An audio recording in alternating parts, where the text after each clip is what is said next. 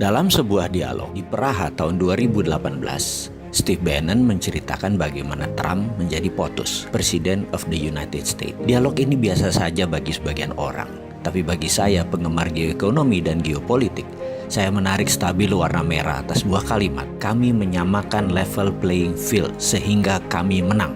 Kalimat inilah yang menjadi dasar analisa saya, sehingga jadi memahami apa yang dimaksud dengan tim Trump untuk kebijakan luar negeri yang akan menguntungkan Amerika.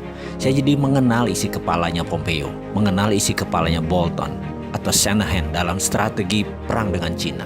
Kesimpulan, Amerika versus Cina saat ini bukan perang dagang, tapi perang ideologi. Menurut pengamat intelijen ekonomi, A.V. Temames yang berdomisili di London, hal inilah yang membuat banyak para analis salah baca, terutama analis ekonomi. Dikira Cina dan Amerika itu perang dagang biasa, perang ekonomi, hanya karena merasa sepertinya Amerika kalah dengan impor Cina yang besar masuk ke Amerika sehingga pasang tarif masuk tinggi agar barang di Cina itu mahal. Negara Amerika untung dari tarif pajak masuknya barang Cina yang ditinggikan, dan juga imbas produk hasil manufaktur di Amerika jadi bisa berjualan karena harga mereka kompetitif itu di dalam Amerika.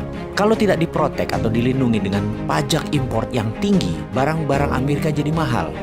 Mereka pilihannya adalah lebih baik pilih barang Cina. Begitu sebaliknya, dibalas Cina dengan impor masuk barang Amerika ke Cina dinaikkan. Ternyata bukan itu. Ini perang bahkan lebih dalam lagi, yaitu perang ideologi. Kalau sudah perang ideologi, by all means atau berapapun harganya, pasti ditebus. Cina dan Amerika kan habis-habisan perang. Lalu bagaimana dengan Indonesia?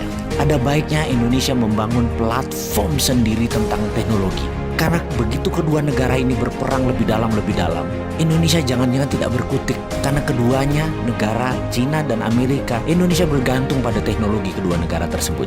Jadi kita meniru apa yang dilakukan Cina 5 tahun terakhir, yaitu membangun swasta dengan perlindungan ketat atau protection. Misalnya, rem-rem itu dilindungi oleh pemerintah Cina. Facebook tidak boleh masuk Cina sampai rem-rem menguasai 80% pasar di Cina. Didi Chuxing, online transportation.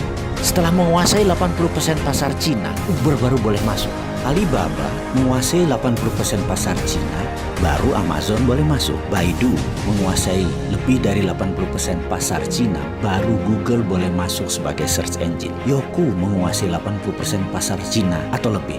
YouTube baru boleh masuk, dan masuknya pun asing tersebut sampai dibatasi sampai saat ini. Indonesia kalau mau maju, aplikasi anak negeri dilindungi terlebih dahulu. Sekarang perang dagang Cina-Amerika sedang memanas. Indonesia ambil kesempatan. Anak bangsa buat fintechnya sendiri, buat Google versi Indonesianya sendiri, buat WeChat versi Indonesia sendiri, buat Facebook versi Indonesia sendiri, dan pastikan semua proyek itu diprotek oleh negara, dilindungi oleh negara. FBI asing masuk diatur, Google asing diatur, sosmed semua diatur yang dari luar negeri, dan produk Indonesia diberi fasilitas penuh kemudahan. Yakinlah 1-2 tahun ke depan anak bangsa bisa membuat dan melaksanakan proyek tersebut, sehingga pada tahun 2021 sewaktu puncaknya perang dua negara, Indonesia sudah punya semuanya. Kita tidak tergantung pada Cina dan Amerika. Saya yakin Amerika pasti akan mematikan sosmed mereka, internet mereka, satelit mereka, karena itu adalah strategi perang, battle space namanya, penaklukan ruang udara. Tapi kalau Indonesia punya semua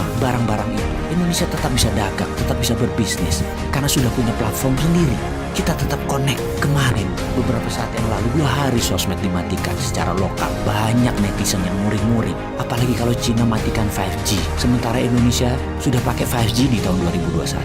Atau Amerika mematikan 4G-nya. Bayangkan, kalau mereka matikan itu semua, masa Indonesia jadi bingung? Karena kita terlalu tergantung network asing. Amit-amit jangan sampai itu terjadi. Ada solusinya, yaitu dengan membangun platform digital teknologi yang diprotek oleh negara.